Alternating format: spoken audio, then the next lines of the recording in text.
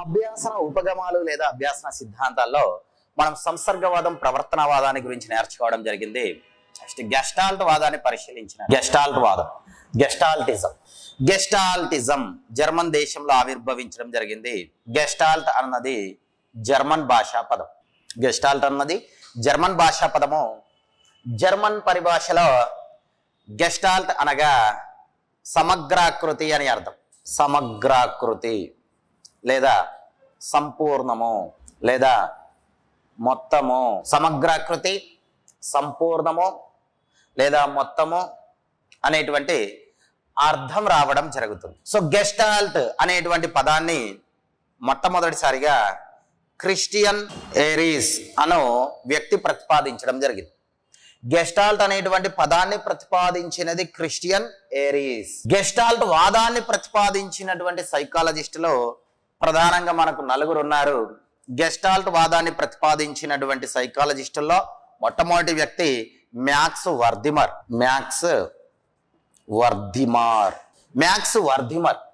Gestalt వాదాన్ని ప్రతిపాదించినటువంటి వ్యక్తులలో ప్రథముడు max వర్ధిమర్ కాబట్టి ఇతడిని గెస్టాల్ట్ కురువృద్ధుడిగా పేర్కొనడం జరుగుతుంది.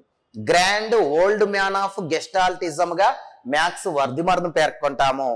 ఇతడు గెస్టాల్ట్ కురువృద్ధుడు కాబట్టి మ్యాక్స్ వర్ధిమర్ ను ఫాదర్ ఆఫ్ గెస్టాల్ట్ సైకాలజీగా పేర్కొంటాం లేదా ఫాదర్ ఆఫ్ గెస్టాల్టిజం గా పేర్కొంటాము.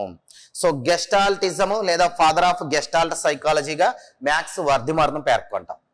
గెస్టాల్ట్ వాదాన్ని ప్రతిపాదించినటువంటి మరో జర్మన్ దేశానికి చెందినటువంటి సైకాలజిస్ట్ కర్ట్ కోఫ్కాకి సంబంధించి 2012 జనవరిలో నిర్వహించినటువంటి టెట్ పరీక్షలో ఒక ప్రశ్న అడిగాడు. కర్ట్ కోఫ్కా రచించినటువంటి గ్రంథము గెస్టాల్ట్ సైకాలజీ అనేటువంటి గ్రంథాన్ని రచించడం జరిగింది. గెస్టాల్ట్ సైకాలజీ అనే గ్రంథంను రచించినది కర్ట్ కోఫ్కా లేదా దీన్నే the principles of gestalt psychology అంటాం. గెస్టాల్ట్ సైకాలజీ లేదా the principles of gestalt psychology గ్రంథకర్త కర్ట్ కోఫ్కా. గెస్టాల్ట్ వాదుల్లో మరో ప్రధానమైనటువంటి గెస్టాల్ట్ వాది Wolfgang Kohler, WG Kohler అంటాం. ఊల్ఫ్ గ్యాంగ్ కోహిలర్ ఇతడు అంతర్దృష్టి అభ్యాసన సిద్ధాంతాన్ని ప్రతిపాదించడం జరిగింది. అంతర్దృష్టి అభ్యాసన సిద్ధాంతము. గెస్టాల్ట్ వాదాన్ని ప్రతిపాదించినటువంటి మరో సైకాలజిస్ట్ కర్ట్ లెవిన్. ఇతడు క్షేత్ర సిద్ధాంతాన్ని ప్రతిపాదించడం జరిగింది. సో ఈ విధంగా వీరిని గెస్టాల్ట్ వాదులుగా పేర్కొంటాము.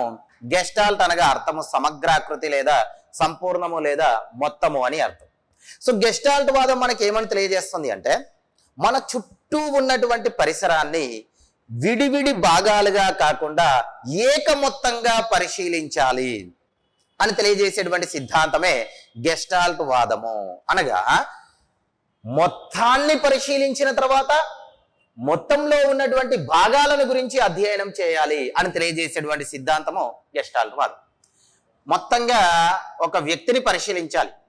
ఇది వ్యక్తి, మొత్తము వ్యక్తి మొత్తము వ్యక్తిని పరిశీలించిన తర్వాత అంటే మొత్తం వ్యక్తిని గురించి అధ్యయనం చేసిన తర్వాత ఆ వ్యక్తిలో కళ్ళు ఉంటాయి, కళ్ళను గురించి అధ్యయనం చేయాలి.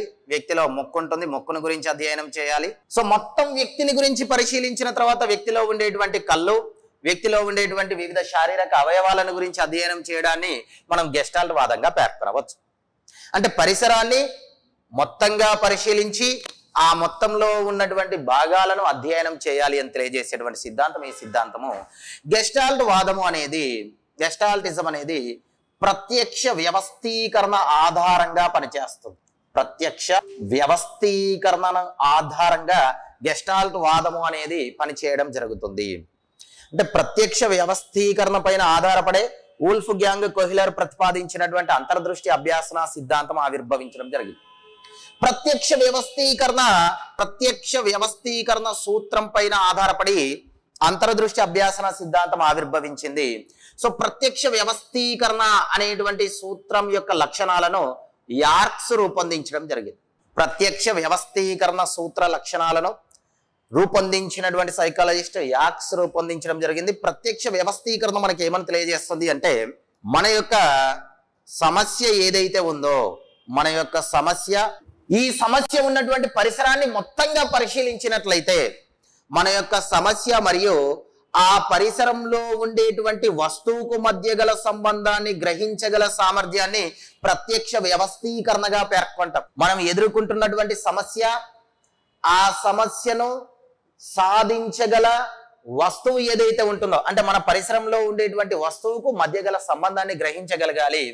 ఫర్ ఎగ్జాంపుల్, మీరు బాహుబలి 2 అనేటువంటి సినిమాను పరిశీలించినట్లయితే హీరో మహిష్మతి కోటలోనికి అతడికి ప్రవేశించడానికి ఏ ద్వారము కూడా లేదు. ఆ కోటలోనికి ప్రవేశించడానికి మార్గం లేకపోవడం అతని యొక్క సమస్య. ఆ సమస్యను పరిష్కరించుకోవడానికి తన చుట్టూ ఉన్నటువంటి మొత్తం పరిసరాన్ని పరిశీలించాడు. మొత్తం పరిసరాన్ని పరిశీలించినట్లయితే ఆ పరిసరంలో ఉండేటువంటి ఒక వస్తువు, ఆ పరిసరంలో ఉన్నటువంటి ఒక వస్తువు తాటి చెట్లు. సో ఆ సమస్యను సాధించడానికి మొత్తం పరిసరాన్ని పరిశీలించాడు. ఆ పరిసరంలో అతడు పరిశీలించినటువంటి ఒక భాగము తాటి చెట్లు. సో తాటి చెట్లను వంచడం ద్వారా కోటలోనికి ప్రవేశించవచ్చు అనేటువంటి ఒక మెరుపు లాంటి ఆలోచన వస్తుంది.